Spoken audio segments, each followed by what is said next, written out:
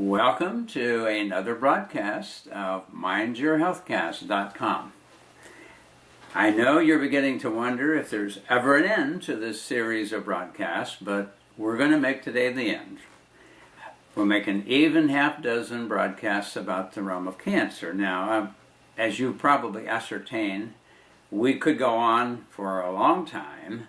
I mean, 6 to 7 hours is kind of an introduction, because we really haven't gotten into detail on a lot of things that we could, and a lot of discussions about types of therapies and rationales for therapies and all that. However, I hope I've given you enough information in enough different areas to pick your interest and get you looking on your own, because it has to be you that makes the decision always when you have a health issue going on, and so you should be the most prepared to gather all that information and make your decision. So I'm not pushing a particular type of therapy, because the more that I've studied and worked with it over the years, the more, in a sense, it's up in the air. There's just a lot of things about the whole realm of cancer that obviously it's not that simple, or it would have been eradicated a long time ago, or at least rapidly. If anyone picked it up, it would be cleared up. So the fact is, there's a pile of theories and there's a pile of therapies. So we got T&T, theories and therapies. Most often the therapies are based on the theories. A few cases, it's probably not really a theory per se, but just a therapy that somebody over time found worked in a lot of people. And in particular, I'm thinking of the Hoxsey treatment. I don't know that he so much had a particular theory. If it were anything, it probably were a toxic body or a depressed immune system. But what he worked out was an approach to treatment that worked very well for a lot of people. Now, I haven't seen any of the so-called treatment programs that really got everybody. It just didn't work that way. And in many cases, we see what really is not a treatment at all, but working very well. And we'll be talking about that aspect of it.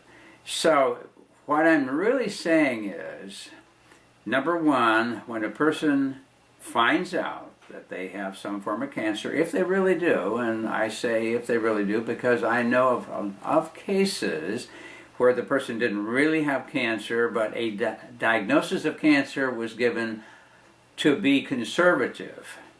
And therefore, the person went ahead and went through the therapy because the doctor was convinced down the road that they were going to have it anyhow, and so the sooner we can get at it, the better it is. Unfortunately, unless the person takes things in their own hands, my experience has been that at some point they're going to develop cancer even if they didn't have it, just because that was planted in their mind. And we'll talk about that a little bit later, about this whole idea. It's a subject called nocebo, the opposite of placebo, which placebo means I please, and nocebo, that is, I guess you don't please. In other words, you can make yourself sick. And we're going to give an example of that, and I'm aware of this one because it occurred several years ago. And it's a perfect example of what I'm talking about, and you see both placebo and nocebo in action, in a sense, and it's quite fascinating. So at any rate, we're going to wrap this up. So I'm going to give you a couple of more people or so that had ideas and therapies, because again, as I say, once they develop a theory, they develop a therapy. I guess the most distressing thing about the whole subject is that there's a tremendous amount of information out there. Some of it very good, some of it probably totally worthless, and some of it very harmful, such as some of the treatments with chemotherapy and radiation are extremely harmful to the body, and pretty much, barring the person doing something on their own, will guarantee that they're going to die as a result of that cancer. Now, I'm not happy about that. I'm very sad about it. But in watching the whole thing over the years develop, that's basically what has come down to.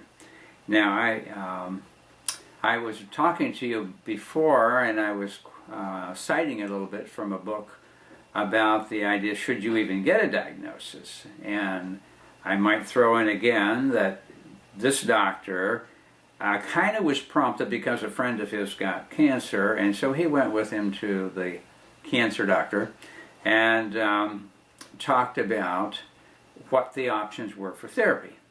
And as a result of all that, of course, he was handed the party line related to cancer is always, or at least almost always, going to be surgery, which is called debulking, which means get rid of the tumor mass as much as possible, and then radiation and or chemotherapy.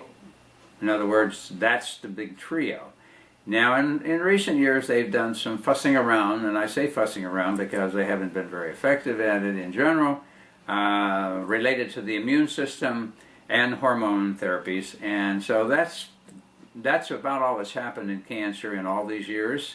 Those of you who have been around long enough remember that President Nixon many years ago declared war on cancer, and he was sure we were going to have it eradicated in several years. And he said, I want to make one thing perfectly clear.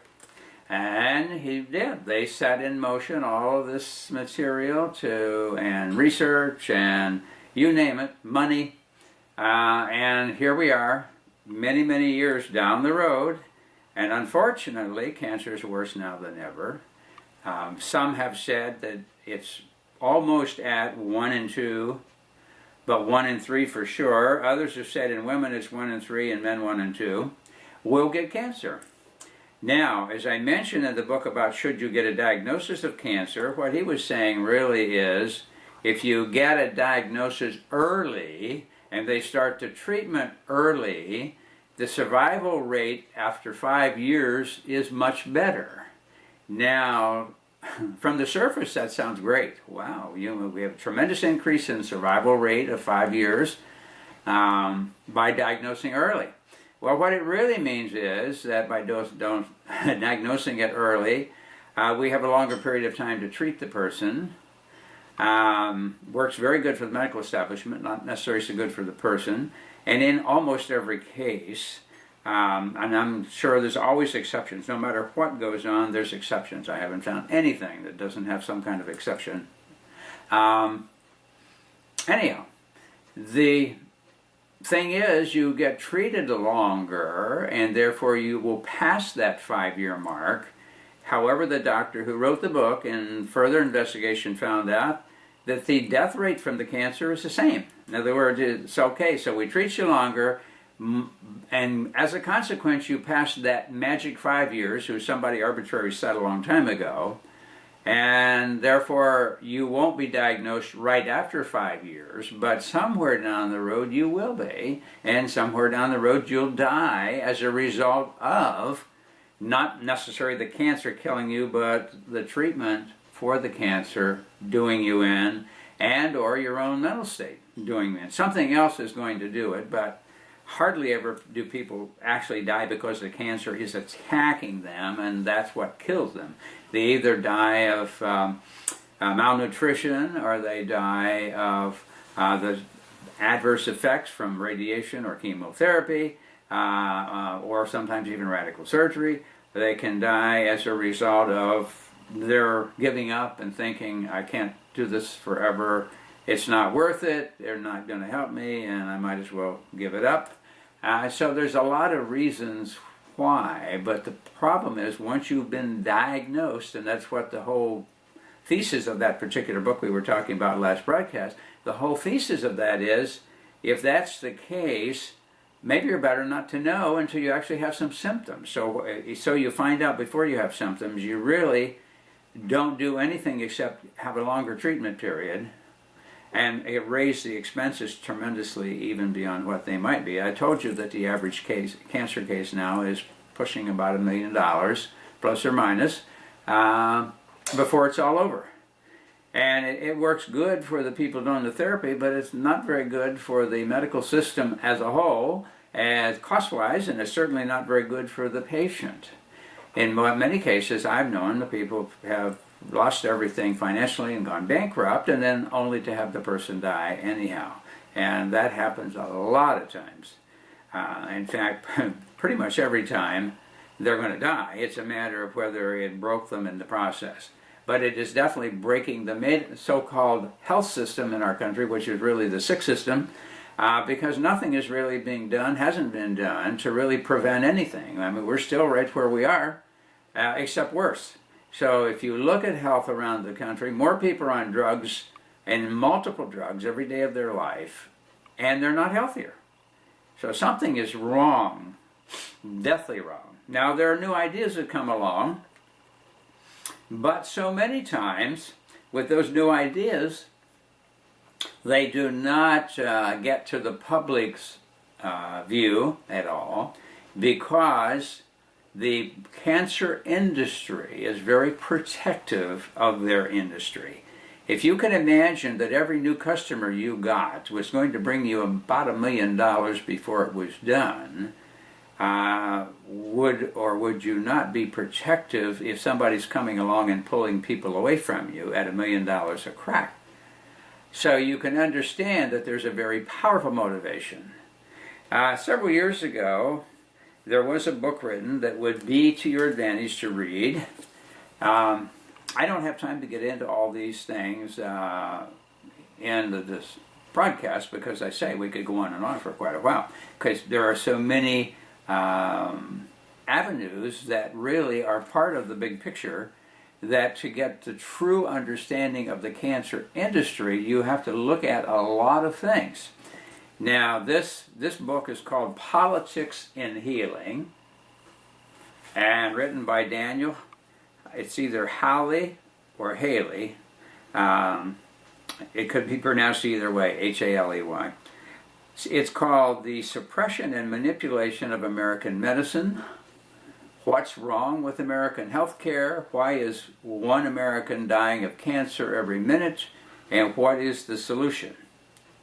This was written with the help of the person who wrote it was a state legislator, but he wrote it in conjunction with another individual. It has, who is also in politics. It also has an introduction by Julian Whitaker, MD. Those of you who have kind of gotten interested in natural health, I'm sure have heard of Julian Whitaker.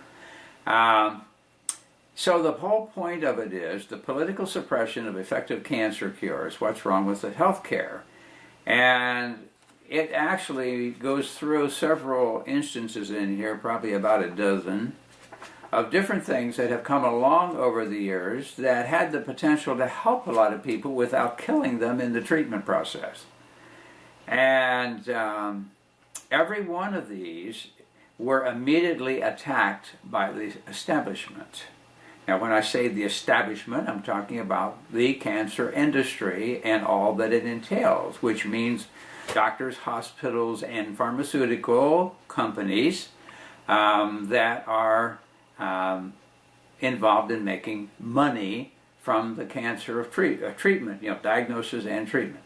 So this book will give those who are not aware of what happens to people who come along with something that seems to be pretty good, how the reaction is against them. Now, this is only one of many books that are out. For some reason, you never see these on the best-selling list, as a rule. You don't hear them being touted on the evening news. You don't hear them being touted on any of the shows, Oprah Winfrey or any of those. It's rare that you would ever hear something like this brought up, because in my mind, there's an underlying fear of offending the people that you might have to depend on for your life, even though when you really look into it, they can't save your life either, but there's that fear. You don't want to offend your doctor, and you want to believe that the pharmaceuticals are there to help people, You want to think that the FDA is out there to protect the interests of the public. You want to think all these things are true. You don't want to think that people put out products that may actually not only not help but be harmful or even fatal. You don't want to think that. You want to think that everybody's doing what they're doing for the greater cause of mankind. Now that is nice, but I did that one broadcast where we talked about fairy tale. Now that's a fairy tale. That's not true, and as I say, I could give you instance after instance after instance where somebody has come along with something and immediately they are attacked once it becomes known. They are attacked and wiped out, and in many cases it's not just a matter of wiping them out, it's trying to destroy them in the process of wiping them out. And several of these over the last many years are in this book called Politics and Healing, and goes into some detail about what happened in these various cases. So I would say this is going to be on the website, listed in our books. So look for the Politics and Healing. Very good book to give you some good information. And since this is the last broadcast, I will remind you again that anybody that has been diagnosed with cancer, or afraid they have cancer, or afraid of cancer, would want to read this book by Mickey Vassard called Cancer Then Healing. 15 decisions to make when you or a loved one are told you have cancer or any life-threatening disease. Very good, down-to-earth book, not highly technical, just to say, okay, if this is what you've been told, what are your options, and what should you do before you jump and run? Because what I've seen is that when somebody is told by a doctor, well, you have cancer, we need to schedule you, blah, blah, blah. Well, right off, before you really have gotten out of the shock of it, they're committing you to some type of routine. Now, as I say, it's pretty much always, with rare exception, there's nothing without exceptions. They're being told, well, we've got to schedule your surgery, and then you need to get together with the oncologist about the chemotherapy and or radiation and blah, blah, blah. And before you know it, you're on the merry-go-round. And I don't know how many people have told me later, I sure wish I had stopped and thought about it for a little bit before I jumped on the bandwagon. But by the time they come to that awareness, they find out that it's already too late because all this stuff has happened to them. And sometimes, as a result of the treatment, they don't make it, which is called iatrogenic disease, when the treatment causes a problem or an illness, which it does more often than not with normal drugs put out by the pharmaceutical industry. So I'm telling you this to wake you up. That's why we started this whole series of broadcasts. Myself and producers started these as a means of getting information out to people that it's hard to find. Now, there are some other people out there also doing it, but if only one or two people are doing it, you know what happens? People think, oh, that's like some oddball, and don't pay attention to them. It's not recognized, or not very many people think that way. It's probably not going to be of any benefit. If it were, medicine would be doing it. I don't know how many times I've heard that discussion. Well, if this is helpful, how come regular medicine isn't doing it? After all, they're scientific, and if this is scientific, they would be doing it, but that's because they don't understand the politics of medicine. And it is not as clean and above board as you might think it is. And as I say, we don't really have time to get into all of that, but I think that I'm provoking enough in you that will get you started looking. So, now we've been talking about some of the different theories. Along the way, we talked about the big split between traditional medicine and alternatives. Then we talked about the one thing that's big in common is, well, it started out to be nutrition several years ago because I mentioned the book called Diabetes, which is probably very difficult to find now. But it's a very, very good book, and that's some of the first nutritional therapy in medicine for cancer many years ago, back in the 1960s, early 60s. But the fact is that it didn't make a lot of money. And there were interests out there that realized that they had a gold mine and they wanted to exploit it to its fullest, and that's what's happened. And so the early doctors realized that the body does have a detox system within the cell to clean out, but it requires the presence of certain key nutrients. So they started studying about those key things that were needed, and so for a while there was some work being done with that. But unfortunately, as I say, it didn't bring in the big money, so it just kind of got pushed aside. Now they talk a little bit about, well, if you eat some of these foods, it could be helpful in keeping you from getting cancer. But they say it in a way that doesn't sound like, well, it's really greatly promising. And there's even some controversy about what it is you should be eating to do that. But at any rate, nobody wants to change their diet anyhow, and so that became a problem. So the other big one was oxygen, of cellular deprivation of oxygen leading to cancer. And both sides looked to Dr. Otto Warburg, who way back received the Nobel Prize in the early 30s, I think it was, or maybe 20s, but somewhere back there he received the Nobel Prize for this research showing that if you deprived cells of a sufficient amount of oxygen for a period of time, and not very long, that they would flip to a malignant type cell. And so both of those sides have looked at that, when I say both, traditional versus the other people, and both have kind of looked at his work, and so both of them have come up with therapies based on that. Well, I shouldn't say both. The alternative have. The regular, they're aware of it, but really not too much has been done about that. In fact, they never talk about it. I don't know how many oncologists I've talked with, or people who've been treated by oncologists, and they don't talk about it. So that's that. And as far as they're concerned, either they don't know about it, or if they do, they don't think it's an issue, or they don't care one way or the other. They know what they are trained to do, they know what they can do, and that's what they're going to do. So at any rate, you need to look, and there's one other book I mentioned before called the Burton Goldberg's Alternative Medicine Definitive Guide to Cancer. Now, he put out a huge book sometime back on alternative medicine, period. And then later he came back with some topical books, and this is one of the topical ones, was the one related to cancer. And so in his book, he says, cancer can be reversed. This book tells how, using clinically proven complementary and alternative therapies. Lung, breast, prostate, colon, bone, lymphoma, skin, uterine, the truth about chemotherapy and how to overcome its toxic effects, and keys to preventing cancer. So anyhow, he covers a lot of these alternatives in detail, and he's organized it in such a way that you kind of get an education just going through the book. It's pretty good size, and you hear some of the names, or see some of the names of some of the key players in the alternative field. Many of those are mentioned in the other book on the politics of cancer that I was showing you.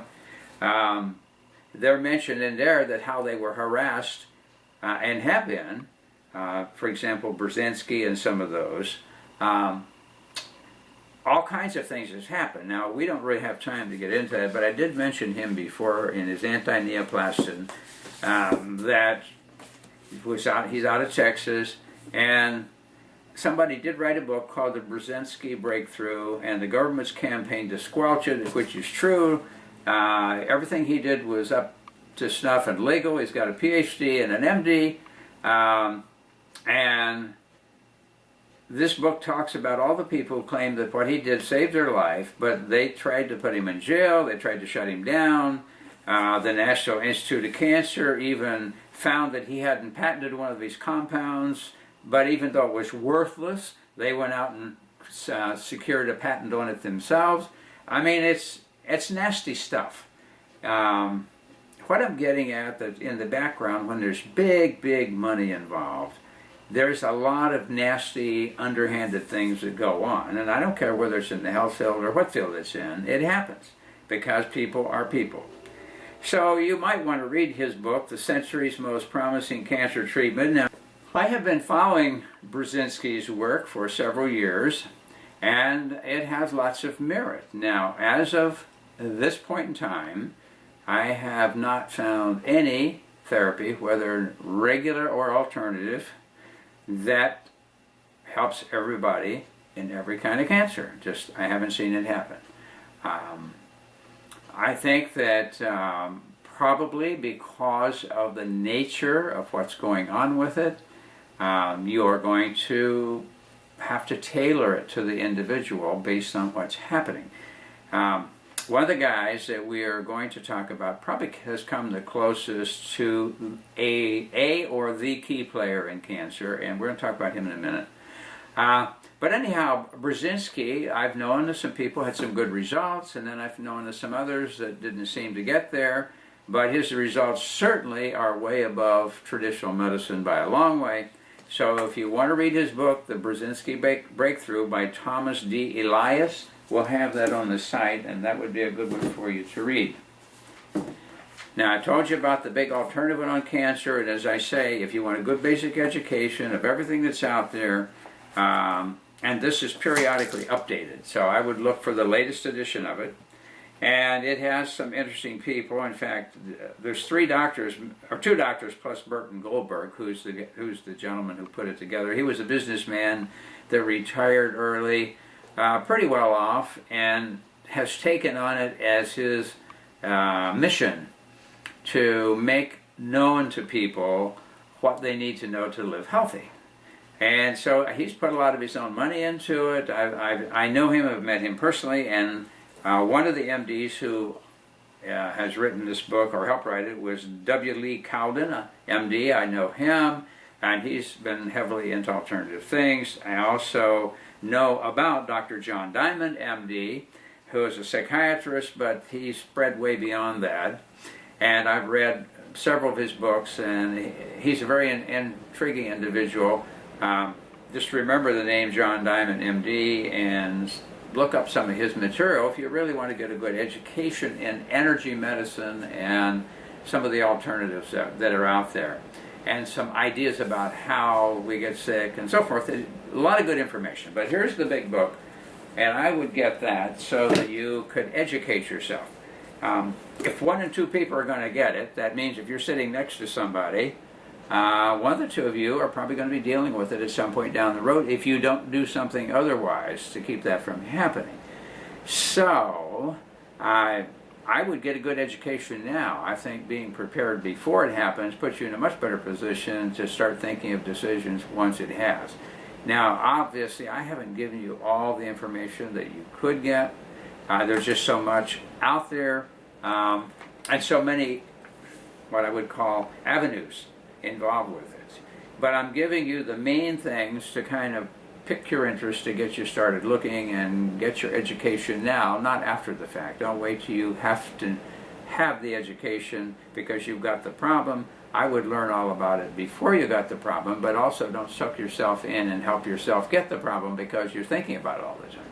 That can be a problem too, and as I say, we'll probably talk about that in a minute, and I'm sure we will actually. Okay, so we talked about different therapies on the alternative side. Now, traditional medicine has pretty much a very limited group of reasons why they think you have cancer, but they keep playing on the genetic thing real heavily because they're hoping there's some magic there that they can just find that gene or genes that's the problem, and then all they have to do is to replace those genes and we'll all live happily ever after. Now, in my mind, it's another fairy tale. It doesn't work that simple, but it's interesting to talk about, and it's very good to draw money for research that you're going to come up with that. So I learned a long time ago that every industry has something that they wave in front of the public to make it appear that they're on the verge of a breakthrough because it's time to do a money-raising campaign again.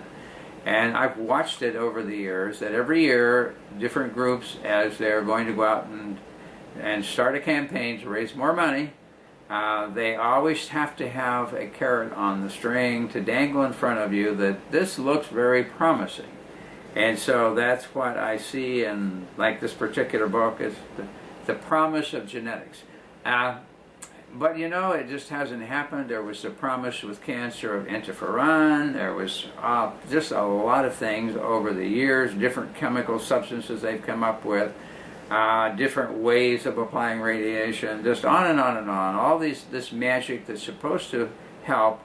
But here we are, billions and billions of dollars down the road, and where are we? More cancer than ever. Contrary about the survival of 5 years, which doesn't mean squat, people are still dying of cancer at the same rate, in fact at a greater rate, because now more people are getting it.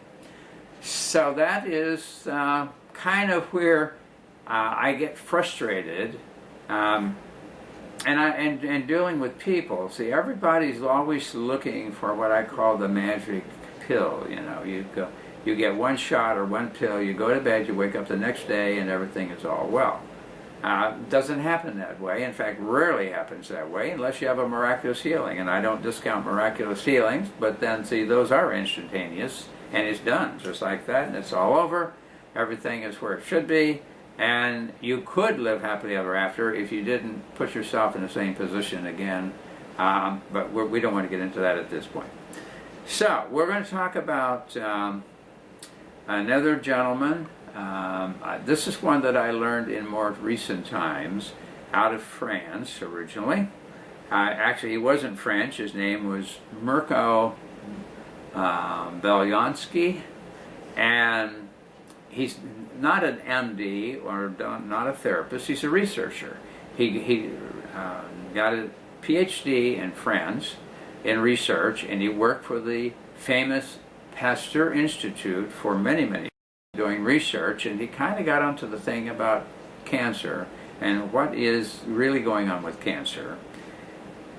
And so after many years, I think about 20 years or so of being with the Pasteur Institute, they got a new supervisor, and they didn't want him to spend any more time on the cancer thing, wanted him to do some other things. And so he didn't like it. They ended up getting into some discussion, and before it was done, he ended up that he left the Institute, did some research around, and finally opened his own research facility and continued what he was doing. And his concept was, after all those years of research, that the major player in cancer is that when the DNA strands in the cells open up to replicate, to build another cell, and once they have opened up and made the replication of a new strand of DNA, they're supposed to close back up, and that stops it. Well, the idea is that some things that get into your system are carcinogens in the sense that when the strands open up, they block the connections so that they can't close again. If it's kept open within cells, then the enzymes in the cells that cause you to keep making new strands of DNA, therefore new cells, continues to operate. So you just keep pumping them out, and then pretty soon it's out of control, and a lot of things happen. So that's kind of, in general, we don't have time to get into in real technical details, but that's kind of the idea. So if you think that is the problem, then you look for a solution to stop the DNA from staying open and over-replicating. And so he called it destabilization of the DNA, and that was the basic cause of cancer. He also developed a test called an Nakano test, which is a way of measuring substances as to whether they are carcinogenic. And he differentiated between mutagenic things and carcinogenic things. A mutagenic means that the gene gets changed, but not necessarily malignant. Whereas a carcinogen, or carcinogen, however you want to say it, that actually leads to the overproduction and hence the development of cancer. So with that in mind, he started looking for things that might actually stop that process. In other words, they would cause the DNA strands to come back together, and that would stop it, and so you would not have that runaway cellular production.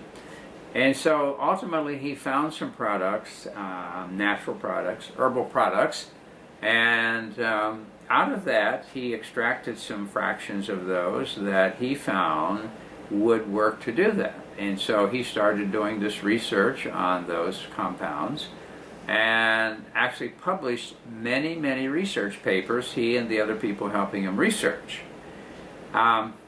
He never did treat anybody per se, because he was a researcher. However, having written the papers on these compounds that he had developed, many of the doctors in France, being frustrated because they couldn't help people with cancer, started to prescribe his products to the people with cancer.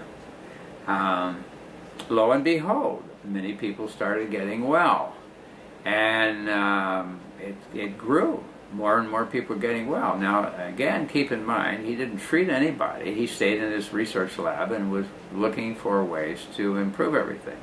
So anyhow, he developed several products, one that would increase immune function and one that would stop the replication, the over-replication. Now, I'm saying that to emphasize the fact that when someone has cancer, it's going to be multifaceted, really, in the end, to get them well, because a lot of different things are going on, and it depends on how far down the road they are, what approach you're going to take.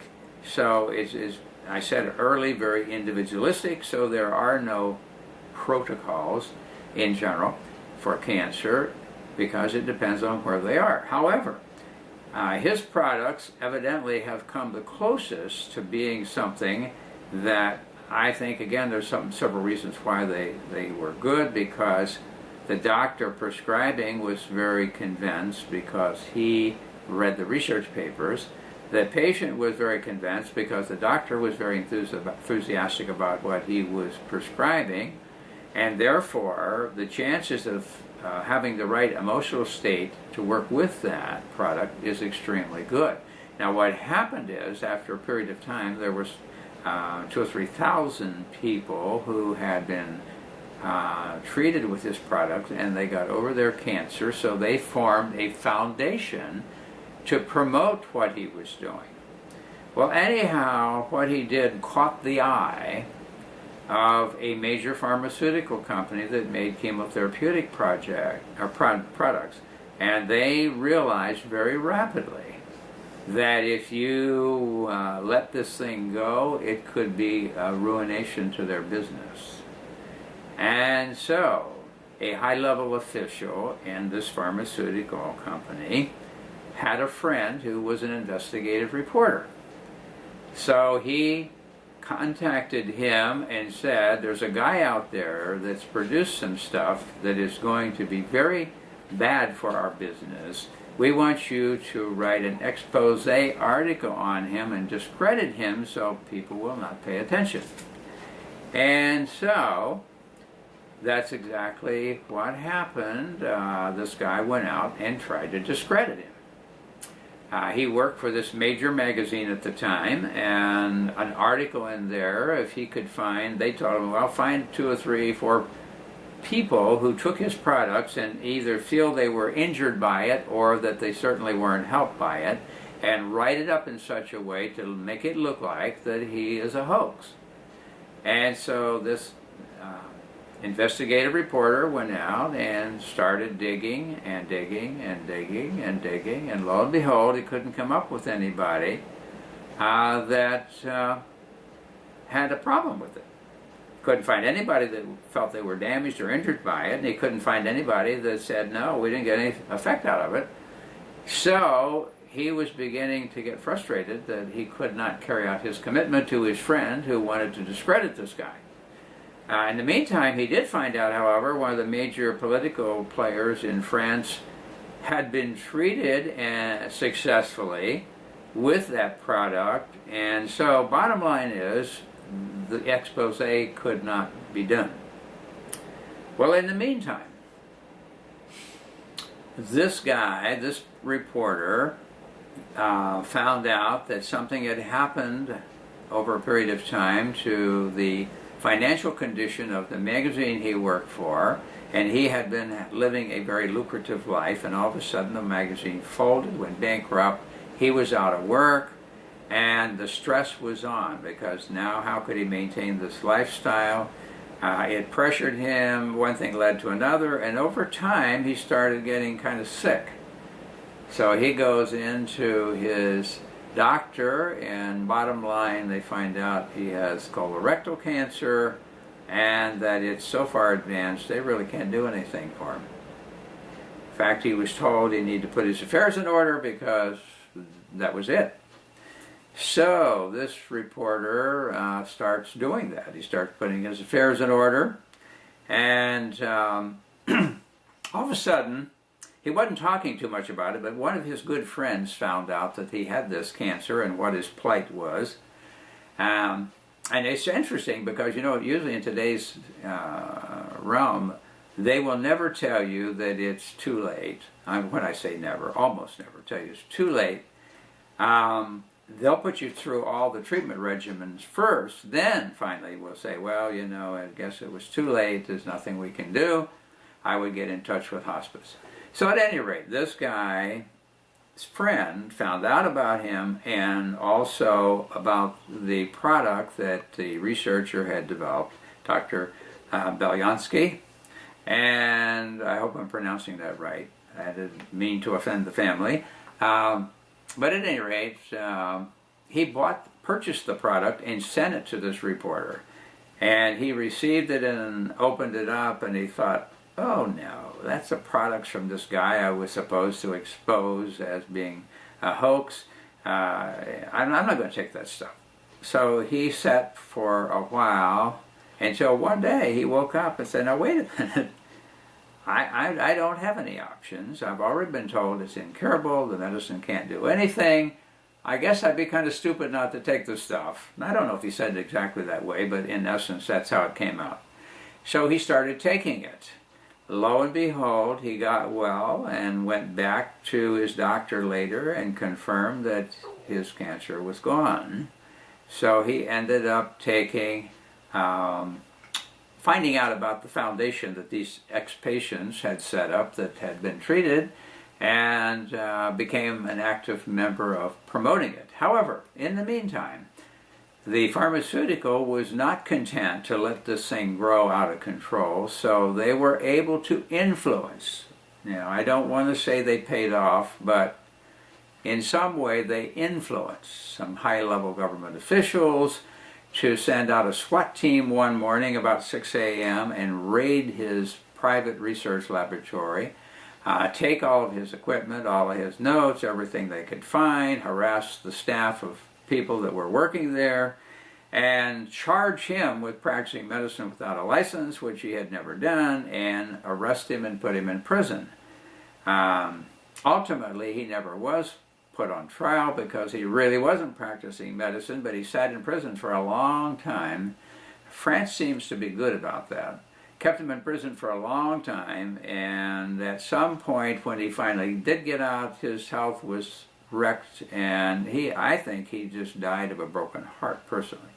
But the fact is he did die, and after that, his wife, who had been his research assistant all those years and had her own material about what he was doing, her and the daughter decided they weren't going to let him get away with all this.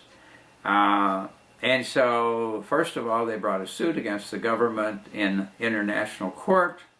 As it ended up, they did receive recompense. In other words, they were paid for damages due to what was done to him. And with that money, they decided that they are going to make it known. And so they have come to the U.S. It's already been in some studies with the Cancer Centers of America, and at Columbia University is currently researching it. They've done some studies already. And the product is becoming available, and has become available here as a nutritional supplement. Anyhow, that just goes along with what I said earlier, what happens to people that become a threat to the establishment of medicine, what I call the cancer industry. or medicine in general, because other things that do other things become also a threat. So that's kind of the big story about a product that I've become kind of excited about, because it does do certain things. Now, is it going to be 100%? I don't think so. Not saying it couldn't be, but I don't think so, because there are certain things that need to be addressed. Now, I think he did address some dietary things also. And most people who are in the alternative field recognize that there's other things you need to do. And of course, we're going to talk about those in just a minute. Our time is running down if we're going to get out of here in good order and finish this up. So another person that those things happen to. Now, there's a German doctor. I have to throw this one in because this was extremely interesting to me. I've known about it for a long time. I've been following it, and I've been following the doctor that this happened to. His name was Dr. Hammer, H-A-M-E-R, out of Germany. And several years ago, he was a practicing oncologist, which means a cancer doctor of the regular traditional medical field. And some events happened in his life that created a problem for him. In other words, he developed cancer out of the blue, because what had happened, he had a son who was about 18 or 19, was at a gathering of a lot of young people, some very significant people. There was an argument, and one of the other participants of this group shot his son and killed him. But because this other person who did the shooting was the son of a well-known international political figure, nothing was ever done. They just let it drop, so they weren't prosecuted, and consequently Dr. Hammer developed cancer, and that prompted him to change his whole outlook on the whole cancer thing. And as he started looking into it, and he started researching his patients, which he did about 20,000, well, over 20 years he did about 40,000 people. These were patients with cancer, and so he arrived at some conclusions that are quite fascinating. And he developed something that was referred to as the new medicine out of all of that. So he, over the years, treated a lot of people, and not with drugs, not with chemotherapy. Almost never did he do any of those other things, the surgery and all that. But he was into what was going on in the psyche of the person. And so what he found was that when somebody had an emotional issue that was unresolved, that was extremely powerful to that person, that it actually would affect the person's brain physically. And by doing a CT scan, you could actually see this focus in the brain, which he called a switching disturbance, and he named it after his son, gave it a name. Bottom line was, it was a detectable alteration of the brain tissue in like a focus, like a spot. He said that sometimes that he felt that it was found by neurologists, and they thought it was a tumor and maybe cut a piece of the person's brain out in the process. But he found that he could tell whether it was something unresolved and it was lingering, or whether it happened but it was healing. In other words, the trauma to the brain was healing from the emotional event. And so what he found then was, depending on what part of the brain that this disturbance appeared, the switching disturbance, would tell you what part of the body a tumor was going to develop. And therefore he found that if he could help the person locate and resolve the conflictual issue, that he could see a change in the CT scan, seeing it's now in resolution, and the cancer would shrink up and disappear. Now here's a treatment that required nothing except changing the person's emotional, psychological state. And eventually he changed the name from the new medicine to the German new medicine. And there is material out there. You can find his website. Look for Dr. Hammer and the German new medicine. And he wrote a book that went into detail, because he finally got to the point, if he knew what the conflictual issue that someone had was, he'd know what part of the brain was involved, and he'd know where there would be a tumor. He started to gain a lot of influence and a large following of people, but the pharmaceutical interests became very unhappy, because here's an oncologist that's not buying chemotherapy, he's not prescribing radiation, he's not really of much use to the specialty of oncology in terms of bringing in money. So, because the climate got kind of bad for what he was doing, he decided to relocate to Spain, and so he was living in Spain, and he was treating there. And he went to a conference, a big medical conference, European medical conference in France, and by that time, as I say, they didn't like him very well. So somebody at that meeting sat down and was talking to him about what he was doing and so forth, and when it was all done and he started to leave, they arrested him for practicing medicine in France without a license and threw him in prison, and he sat there for at least a couple of years or maybe more. Again, getting back to what I said earlier about Belyansky, he sat in prison without being charged, without being given a trial or anything. He just was locked up. So at some point, a lot of the people who knew about him started putting pressure on the French government, so eventually they released him. The last I heard, of course, they took his license in Germany, they took his license in Spain, and the last I heard, he was in exile in some place like Iceland or something. But there are some people who followed what he was doing and are still utilizing his principles to treat with. Now, I have found his very fascinating, because it's very much in alignment with what I think about one of the major problems with cancer is the emotional state and emotional trauma. It's interesting because another therapist in France, based on the work of Hammer, his name is Andreas Moritz. He has written a book and utilizes the therapy for cancer without drugs and chemotherapy, etc., etc.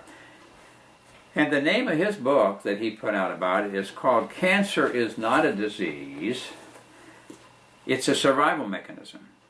And so his thesis is discover cancer's hidden purpose, heal its root causes, and be healthier than ever. And he's big on, of course, I noticed, he's written some other material on body cleansing and so forth. But here's what he says. In Cancer is Not a Disease, Andreas Moritz proves the point that cancer is the physical symptom that reflects our body's final attempt to deal with life-threatening cell congestion and toxins. He claims that removing the underlying conditions that force the body to produce cancerous cells sets the preconditions for complete healing of the body, mind, and emotions. Now, as I say, his work came as a result of the work of Dr. Hammer, so he's heavily into the emotional thing, but he's also big in body cleansing. This book confronts you with a radically new understanding of cancer, one that revolutionizes the current cancer model. On the average, today's conventional treatments of killing, cutting out, or burning cancerous cells offer most patients a remission rate of a mere 7%. Now, I think that's actually high. And the majority of these survivors are cured for just 5 years or fewer. See, now getting back to this 5-year thing that we mentioned earlier, medicine feels that if you survive 5 years without a rediagnosis of the cancer, you have been cured. That goes into the records as a cure. Now, if at 5 years and one day they find your body is full of cancer and you're ready to drop dead, that still was a cure because it had not been found within the 5 years. And that's how they have built a lot of numbers that are worthless to make it look like, wow, things are great. And that gets back to that, well, if you diagnose it early and treat it longer, your chances of surviving 5 years are much greater, which is true, but they still die, as the researcher found out in the original book we mentioned last time. So consequently, I think that this number here, this 7%, is probably not very good. But at any rate, this book goes through this man's idea about the whole package of our health and cancer. And he said that the body brings together these really poisoned cells into a tumor, and that kind of protects us from dying faster than we would have, and gives us an opportunity to get rid of the sick emotions as well as the poisons in the body otherwise, and to correct yourself. So it's an interesting book to read. That will be on, I think it might even already be on the website, but if not, it will be again. Okay, so now we're down to, real fast, we'll talk about Koch because we are running out of time. Koch, a doctor who many years ago came up with the idea that, kind of with Warburg, that you need oxygen in the cells, and also the idea, I knew I had it. The idea that things could be done to jumpstart the oxygenation process in the cells and to clear the poison. So he actually came up with a substance that was like a catalyst. And here's one of the comments about Koch's work. Researched, invented, and patented a system of treatments with reagents that use chemicals to restore the body's oxidation mechanism, thus allowing the body to heal itself back to its original vitality, thereby re-equipping the body with its innate ability to restore and maintain health, not only in cancers, but also in a host of other allied diseases. So basically, these catalysts reignited, the purpose of it was to reignite the whole oxidative system to clear the poisons out and allow the cell to return to a normal, healthy state. Now, he seemed, again, like so many of these therapies, to have a lot of results. However, he was drummed out, and he's one of those that are spoken of in the other book that I mentioned to you, the big one on the politics of medicine. And so they pretty much ran him out of the country, bottom line. And there's a whole thing about it. They brought charges against him, which later they dropped, but in the meantime he ended up leaving the country. There are, and other places in the world, that his therapy is carried out. More often than not, it could be oral, but it's by injection. And these catalysts are available. And in some cases, there's some good results. So again, as I say, all these methods seem to have some results.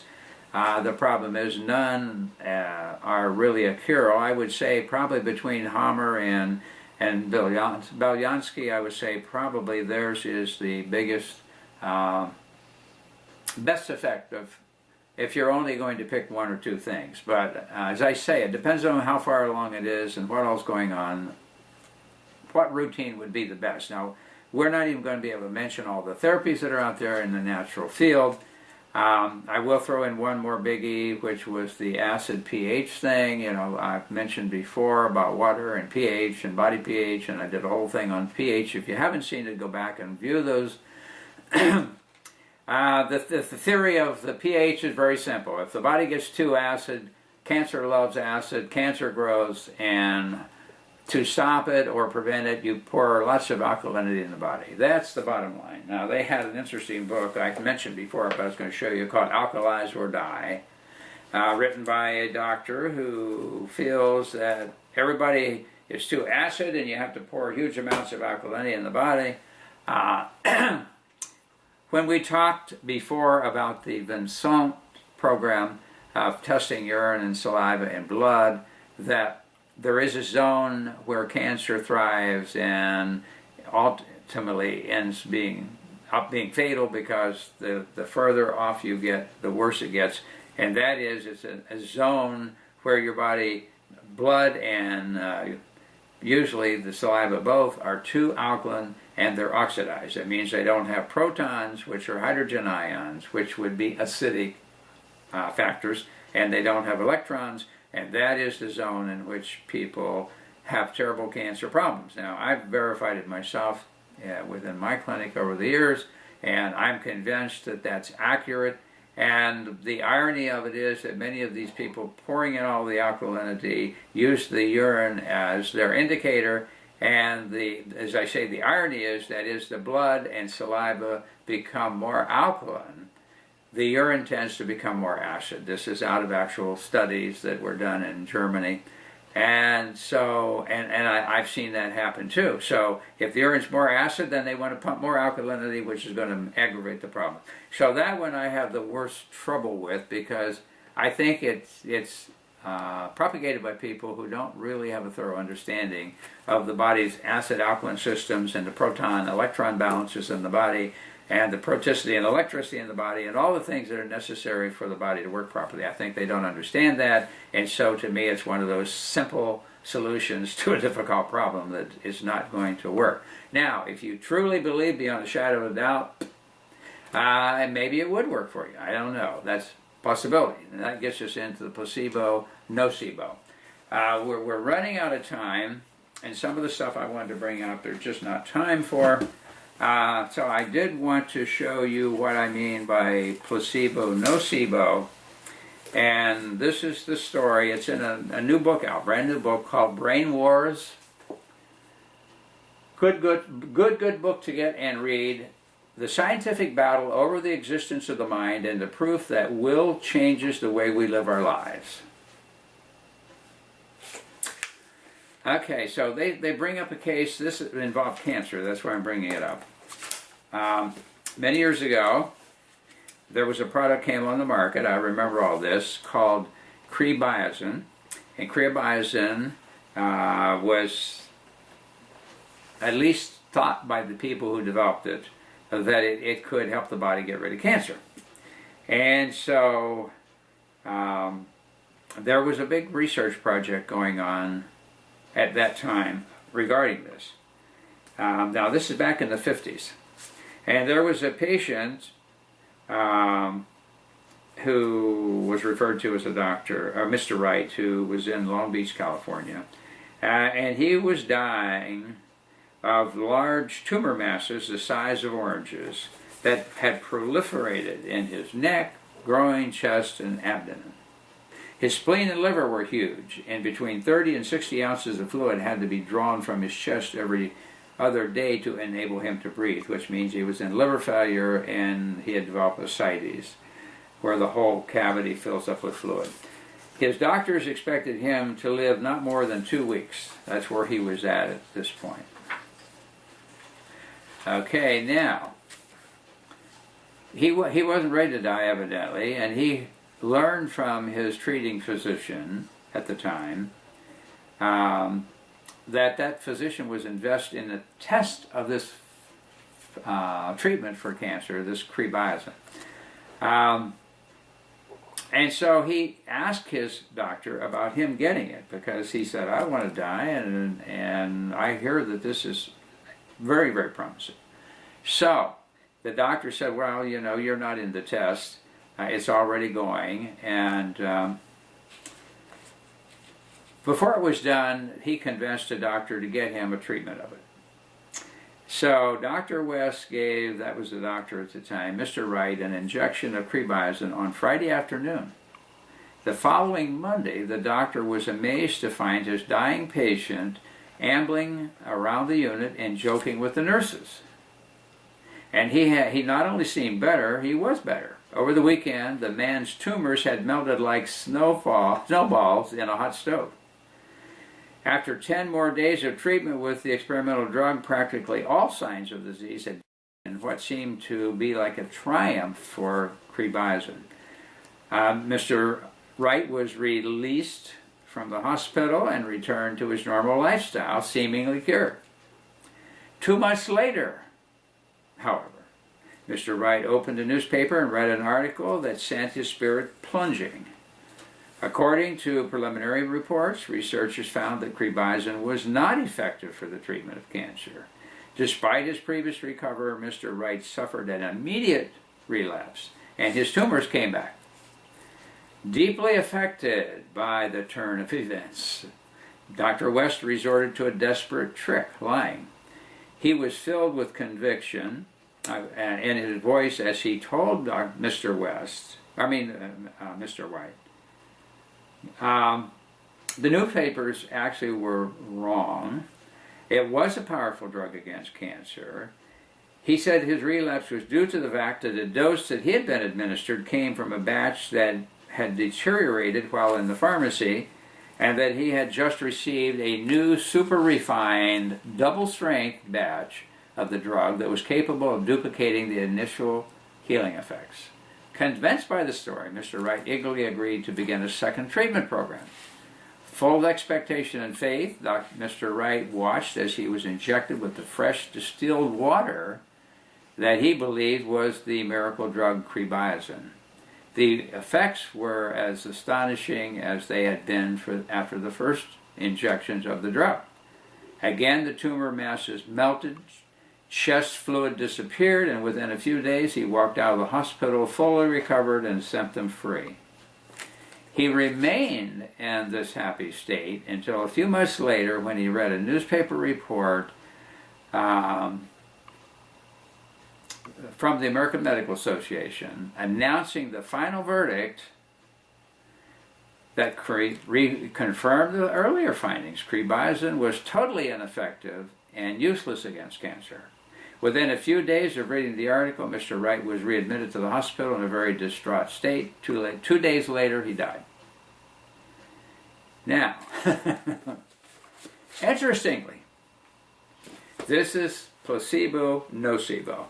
This is the wild card in the whole thing, and that I think that what you think about the treatment is going to be one of the most important aspects of the treatment. I do believe the emotions are a big problem. We talked about that earlier. In fact, I think it's stress, emotional disturbances, poor diet, the exposure to carcinogens, and the inability of the body to detox them out, and probably because of the bad fats, as I mentioned on earlier research coming out of regular medicine, that bad fats cause the cell walls to be defective and the inability of enough oxygen to get through.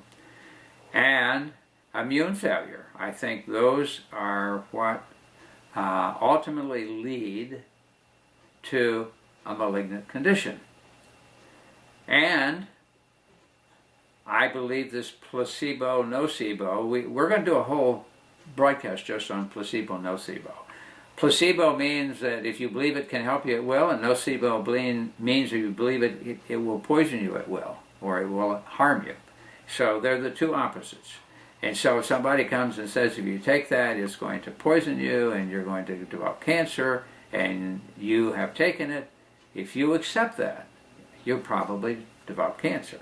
On the other hand, if they come out with a treatment that convinces you that this stuff is tremendously good, your body will overcome it. Now, I'm saying that to say that when we get into this, we're going to be talking about the fact that you have the capability to overcome anything except death. You're probably going to die at some point because things are wearing out, and unless you figure a way to stop that, you're probably going to die. But apart from that, you should live healthy in between if you have a healthy mental state. Now, the whole field of psychoneuroimmunology, which was around for a while now, it's called psychoneuroendocrinology, means that what's going on in the psyche affects all the other functions in the body, and you can turn something around that's miraculous. I mean, I've known that people have 1 week or a few days or sometimes a day or two left, and by a change of mind, reversed the whole thing and got out of it. So I've seen it happen. I know it happens. The problem is the mental state. The problem is the shock. You go in and you are told by the doctor, you have cancer. You're shocked. Well, how long do I have? Well, you have 30 days, 6 months, 9 months, whatever. And in that shocked mental, emotional state, you buy his prediction, and that's what happens.